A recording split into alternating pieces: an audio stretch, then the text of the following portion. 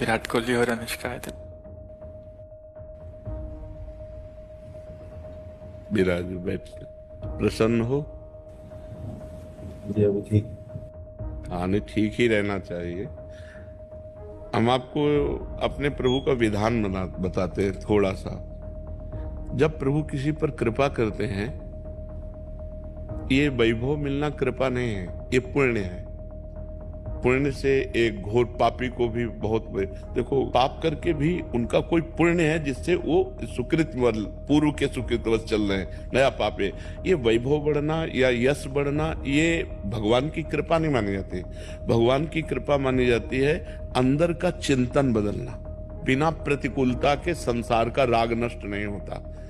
किसी को भी वैराग्य होता है तो संसार की प्रतिकूलता देखकर वैराग्य होता है। सब कुछ हमारे अनुकूल है तो हम आनंदित होकर उसका भोग करते हैं। जब हमारे ऊपर प्रतिकूलता आती है तब ठेस पहुंचती है कि इतना झूठा संसार, तो अंदर से भगवान रास्ता देते हैं। ये सही है। भगवान बिना प्रतिकूलता के इस संसार को छुड़ाने का कोई भी औषधि नहीं रखी।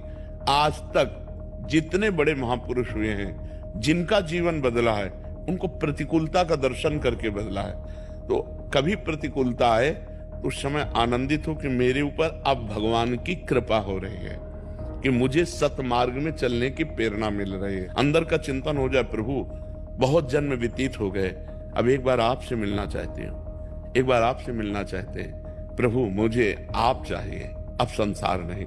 तो बात बन जाएगी, तो बात बन जाएगी। बाबा, क्या नाम जब से हो जाएगा पूरा? ये हम अपने जीवन का अनुभव बताते हैं। पहले हम सन्यासी रहे 20 वर्ष सन्यासी रहे काशी विश्वनाथ जी। तो हम सांख्य योग, अष्टांग योग, जो अष्टांग योग है ना, अष्टांग योग, कर्म योग, इन तीनों को अच्छी प्रकार जान करके और फिर भक्ति योग में आए हैं। मतलब आप ये समझो कि हमारी इतनी तार्किक बुद्धि रही, हमारी श्रद्धालु बुद्धि नहीं रही।